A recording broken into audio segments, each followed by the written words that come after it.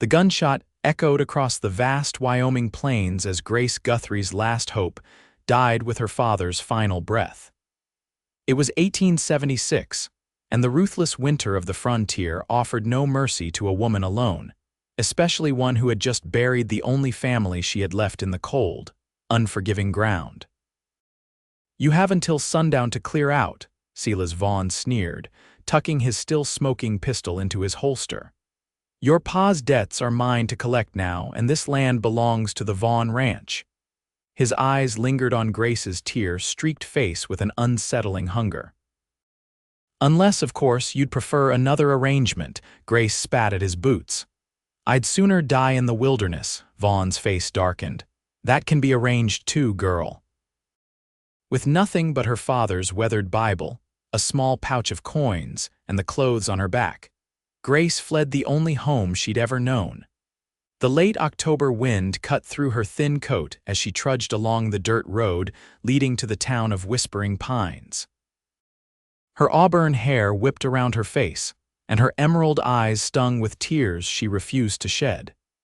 22 years of life had taught Grace Guthrie resilience, but as darkness fell and the distant howl of wolves carried across the plains, even her fierce spirit began to falter. The town's dim lights flickered in the distance like fading stars, impossibly far away. Isaac Calloway's keen eyes spotted the lone figure staggering along the road well before anyone else might have noticed. At 31, he'd developed the habit of watching the horizon, a skill that had kept him alive through the Civil War and the decade of drifting that followed. He pulled back on his horse's reins, slowing the wagon loaded with lumber for the new schoolhouse he was contracted to build.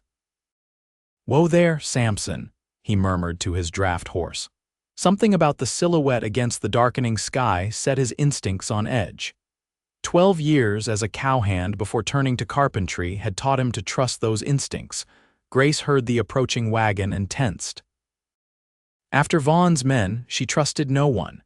She stepped off the road, one hand slipping to the small knife tucked in her boot, her father's last gift. "Evening, madam," called a deep voice as the wagon slowed beside her.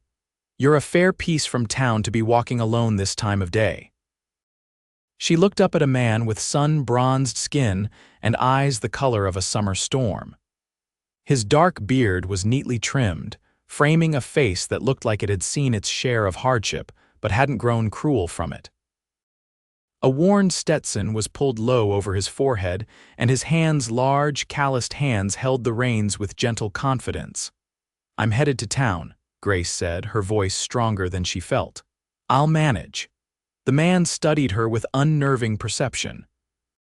"Night's falling fast, and there's wolves been spotted near the creek crossing. I'm headed to Whispering Pines myself. I'd be obliged if you'd accept a ride." Pride warred with practicality in Grace's mind, the latter one. "Thank you, Mr. Calloway, Isaac Calloway." He extended a hand to help her up. "Folks just call me Ike." His grip was warm and steady as he pulled her onto the wagon seat. Up close, Grace noticed the laugh lines around his eyes, the small scar cutting through his right eyebrow, and the quiet strength in his movements. He smelled of sawdust and leather. "Grace Guthrie," she offered in return, settling beside him with careful distance between them. "I appreciate the kindness, Mr. Calloway, but don't mistake it for weakness. I can handle myself." A smile tugged at his lips. "Never doubted it for a second, Miss Guthrie." He clicked to Samson, and the wagon lurched forward. "Though I'm curious what brings a lady like yourself out on this road alone." Grace stared straight ahead. "My father was killed this morning. Silas Vaughn claimed our farm for debts." The words came out flat, emptied of the rage and grief that churned inside her. Ike's hands tightened on the reins. "Vaughn." He spat the name like poison. "Man's been gobbling up every piece of land from here to the Tetons. I'm sorry about your pa." The simple sincerity in his voice cracked something in Grace's carefully constructed wall. A single tear escaped before she could stop it. "Thank you," she whispered. They rode in silence for a while, the creaking of the wagon and the rhythmic plod of Samson's hooves the only sounds. The first stars appeared overhead, brilliant pinpoints in the vast Wyoming sky. "You have people in town?" Ike finally asked. Grace shook her head. "No one. I thought I might find work at the hotel or perhaps the general store." Ike frowned. "Mrs. Peterson at the hotel is particular about who she hires, and Abernathy's store already has the widow Jenkins helping out." He hesitated. "Town's not always kind to a woman on her own." "I have nowhere else to go, Mr. Calloway." The admission burned her throat, "but I won't be asking for charity." They crested a small rise, and the lights of Whispering Pines came into full view. It wasn't much a main street with a dozen buildings, a church steeple rising against the night sky, scattered houses spreading outward like ripples in a pond. But to Grace, it represented her only chance. Ike guided the wagon down the town's main street, nodding to the few folks still out as evening settled in. He pulled up in front of a modest 2-story building with a sign reading Calloway Carpentry and Construction. "I've got a small room above my workshop," he said, jumping down from the wagon. "It's nothing fancy, but it's clean and warm. You're welcome to stay there tonight while you figure things out." Grace's guard went up immediately. "That's very generous, Mr. Calloway, but I'll be staying at the boarding house across the street," he interrupted, understanding flashing in his eyes. "I only use the room when I'm working late. The door locks from the inside." He offered his hand again. "You look like you could use a safe place and a night's rest before facing whatever's next." The genuine concern in his expression loosened something in Grace's chest. She took his hand and stepped down from the wagon. "One night," she agreed, "and I'll pay you for it." Ike shook his head but didn't argue. He led her inside the workshop, lighting a lantern that illuminated a space filled with tools, half-finished furniture, and the comforting smell of fresh-cut wood. A narrow staircase in the back led to a small but tidy room with a bed, a washstand, and a rocking chair by the window. "There's water in the pitcher and extra blankets in the chest," Ike said, placing the lantern on a small table. "I'll come by in the morning to check on you if that's all right." Grace nodded, suddenly overcome by exhaustion. "Thank you, Mr. Calloway." "Ike," he corrected gently. "Sleep well, Miss Guthrie." After he left, Grace sank onto the edge of the bed, finally allowing the tears to flow freely. She cried for her father, for their lost farm, for the uncertain future stretching before her. When the tears finally subsided, she washed her face in the cool water, said a prayer from her father's Bible, and fell into a deep, dreamless sleep. True to his word, Ike knocked on the workshop door early the next morning, a basket in his hands. Grace had been awake for hours, having slept more soundly than she'd expected. She'd washed her dress as best she could and combed her hair with her fingers, determined to face the day with dignity. "Brought some breakfast," Ike said, holding up the basket. "Mrs. Finch at the boarding house packs enough to feed an army." Grace's stomach growled at the smell of fresh biscuits. "That's very kind, but I can't keep accepting your charity." Ike's expression grew serious. "It's not charity, Miss Guthrie, it's being neighborly." He set the basket on a workbench. "I heard news this morning. Vaughn's men are in town asking after a woman matching your description." Grace's blood ran cold. "I need to leave, and go where?" Ike challenged. "Into the mountains with winter coming, back east with no money for passage." "I don't know," Grace snapped, fear making her voice sharp. "But I won't bring trouble to your door after your kindness." Ike's jaw set stubbornly. "I've got a proposition for you," he gestured around the workshop. "I've more work than I can handle. The new schoolhouse, repairs at the church, furniture orders piling up. I could use an assistant." Grace frowned. "I don't know anything about carpentry. You can learn. In the meantime, you can keep the books, organize supplies, handle customers when I'm at building sites." He met her gaze steadily. "It comes with room and board and a fair wage. You'd be earning your way, not accepting charity." "Why would you do this for a stranger?" Grace asked suspiciously. Something flickered in Ike's eyes. "Maybe I know something about starting over with nothing." He rubbed the back of his neck. "Look, it's temporary, until you find something better or decide where to go next." Grace studied him, searching for hidden motives but finding only straightforward concern. The practical part of her knew this was the best offer she was likely to get. "All right," she said finally, "but I pay rent for the room and I expect to be treated like any other employee." Ike grinned, transforming his serious face. "Yes, madam," he held out his hand. "Welcome to Calloway Carpentry." Their partnership began that day. Grace proved a quick study with the account books, bringing order to Ike's haphazard record-keeping system. She organized his workshop, labeled tools, and created a schedule for his various projects that actually allowed him to complete them on time. For his part, Ike was a patient teacher, showing her how to identify different woods, how to use basic tools, how to read blueprints and plans. In the evenings, they would often share a simple meal in the workshop, talking about their day's work. Grace was careful to maintain a professional distance. She had learned early that a woman alone needed to guard her reputation fiercely. Still, she couldn't deny the comfort she found in Ike's steady presence, and the way his rare smile seemed to warm her from the inside. 2 weeks after her arrival, Grace was stocking supplies when the workshop door banged open. Two of Vaughn's men sauntered in, thumbs hooked in their belts near their pistols. "Well, well," drawled the taller one, a man with a face like spoiled meat. "If it ain't the Guthrie girl playing shopkeeper." Grace straightened her spine. "This is a place of business, gentlemen." "State your purpose or leave," the second man laughed. "Hear that, Earl? We're gentlemen now." He stepped closer. "Mr. Vaughn's been wondering where you run off to. He's still willing to make that arrangement he mentioned." Grace's hand closed around a heavy hammer on the workbench. "Tell Mr. Vaughn he can go to hell." Earl's face darkened. "You uppity little, is there a problem here?" Ike's voice cut through the tension as he emerged from the back room, a hand resting casually on the revolver at his hip. "This ain't your concern, Calloway," Earl said, though he took a step back. "We're just delivering a message to Miss Guthrie from her landlord." "Former landlord," Grace corrected coldly. Ike moved to stand beside her. "Message delivered, now get out of my shop." The men exchanged looks. "This ain't over," the second man muttered, but they backed toward the door. "One more thing," Ike added, his voice deceptively calm. "You tell Vaughn that Miss Guthrie is under my protection now. If he has issues with that, he can come see me personally." After they left, Grace released her white-knuckled grip on the hammer. "You shouldn't have done that," she said quietly.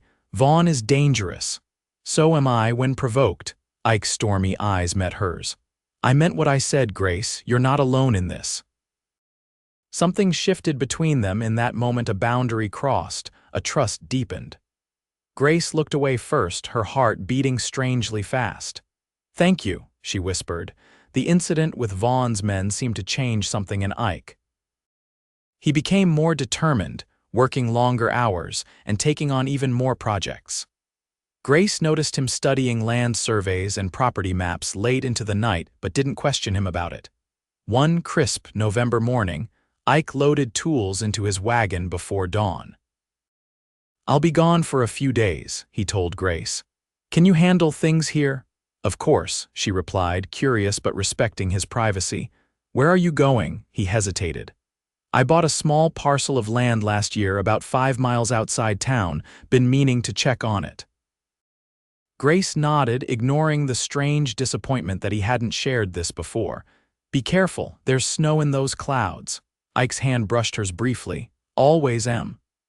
With a tip of his hat, he was gone. 3 days passed with no word. Grace managed the shop efficiently, but worry gnawed at her. On the 4th morning, as she was opening up, Sheriff Miller stopped by. "Morning, Miss Guthrie. Just wanted to let you know I rode out to check on Ike yesterday like you asked." Grace frowned.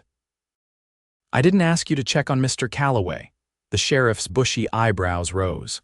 "No, well, somebody did. Anyway, he's fine, building something out on his property. Wouldn't let me get close enough to see what." He shrugged. "Man values his privacy, I suppose." After he left, Grace couldn't shake her curiosity. What was Ike building that he wanted to keep secret? And who had asked the sheriff to check on him? Ike returned late that night, exhausted but with a strange energy about him. When Grace questioned him, he merely said he'd been getting things in order and changed the subject. As November deepened toward December, the routine of their days together developed a comfortable rhythm. Grace found herself looking forward to their shared meals and conversations. She learned that Ike had fought for the Union, lost his family farm in Kentucky during the war, and drifted west afterward. He never spoke of family or sweethearts, and she never asked. For his part, Ike seemed to delight in drawing Grace out of her shell, coaxing rare laughs from her with his dry wit and teaching her new skills with infinite patience. She caught him watching her sometimes with an expression she wasn't ready to name. The first heavy snow came in early December, blanketing whispering pines in pristine white. Grace awoke to find Ike had already cleared the path to the workshop and left a pot of coffee warming on the small stove. "I need to show you something," he announced when he returned later that morning, snow dusting his coat and hat. "Can you close the shop early today?" Grace studied his face. He looked nervous, something she'd never seen in him before. "I suppose, what is this about? You'll see." His mysterious smile only heightened her curiosity. That afternoon, Ike helped Grace into the wagon, tucking warm blankets around her legs against the biting cold.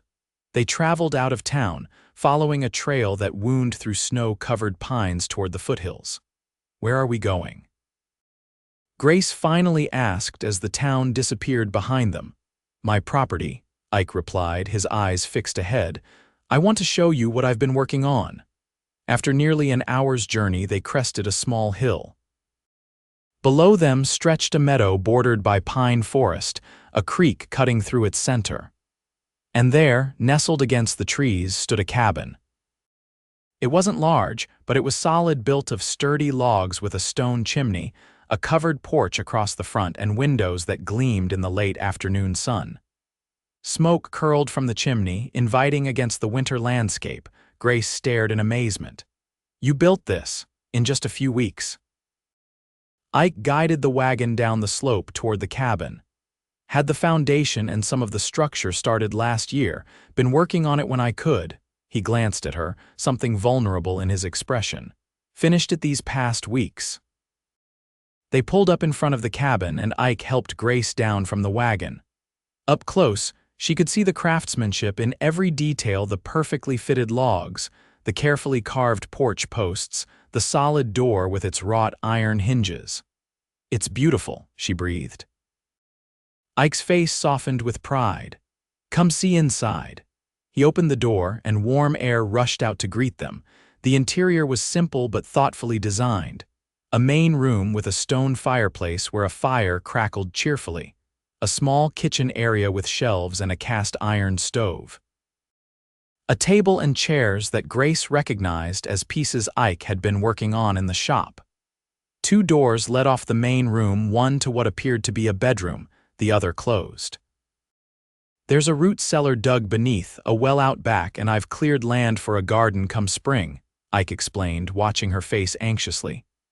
"It needs more furniture and such, but it's solid and warm." Grace turned slowly, taking it all in. "It's wonderful, Ike, a perfect homestead." She smiled at him. "You must be very proud." He took a deep breath. "I built it for you, Grace." Her smile froze. "What?" Ike removed his hat, twisting it in his hands. "When you said you had no place to go, I couldn't stop thinking about it. A woman like you, strong, kind, smart, deserves a place to call her own. Somewhere safe where no one can drive you away again." Grace's heart pounded. "I don't understand." "The deed is in your name," he continued, pulling a folded paper from his coat. "The land, the cabin, it's all yours, free and clear, no strings attached." She stared at the paper he held out, unable to comprehend. "Why would you do this?" Ike's eyes, those stormy gray eyes, met hers directly. "Because in these past weeks I've come to care for you more than I thought possible. Because you deserve security and peace. Because," he stopped, swallowing hard, "because I couldn't bear the thought of you leaving."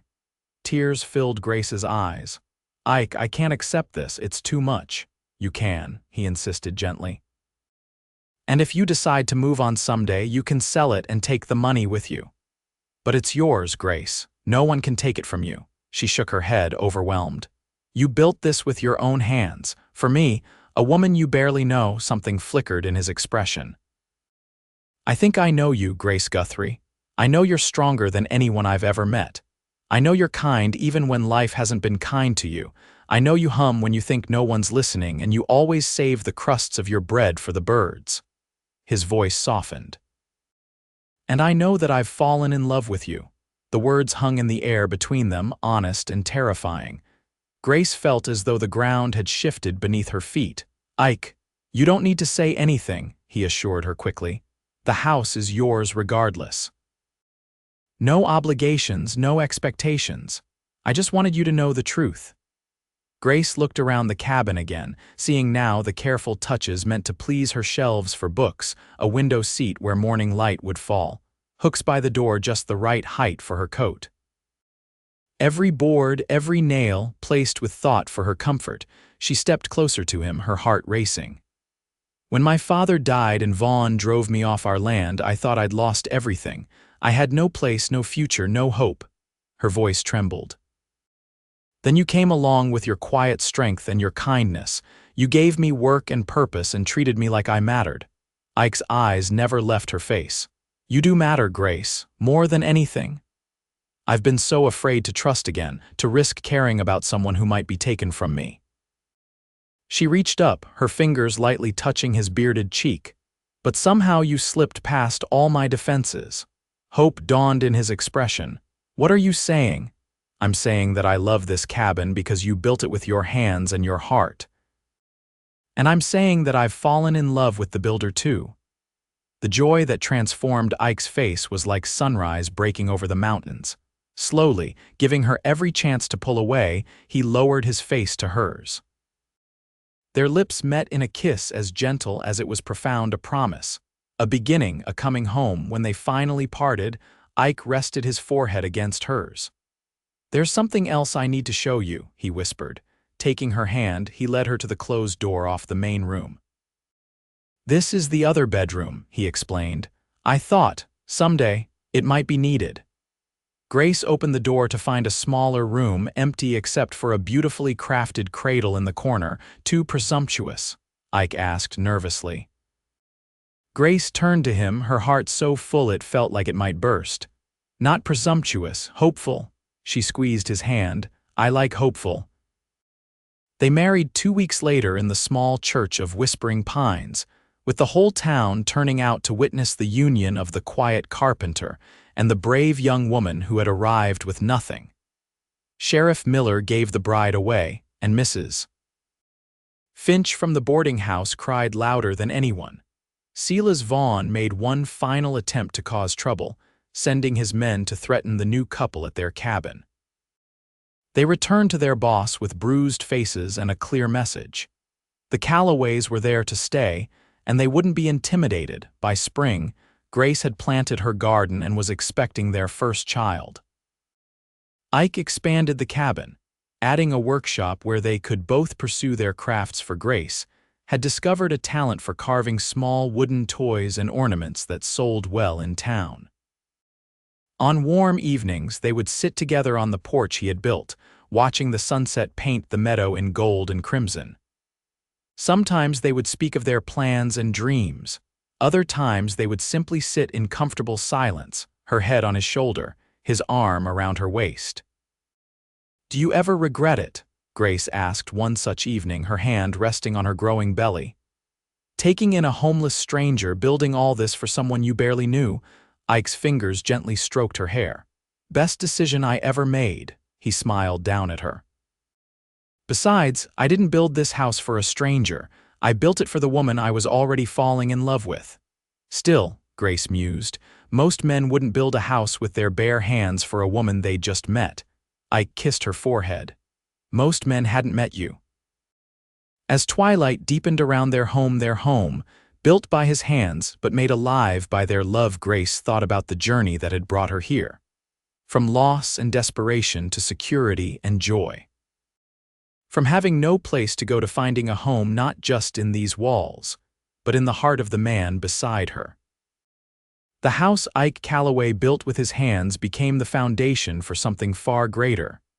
A family, a legacy, a love that would stand strong against time and hardship, as solid and true as the home that sheltered them.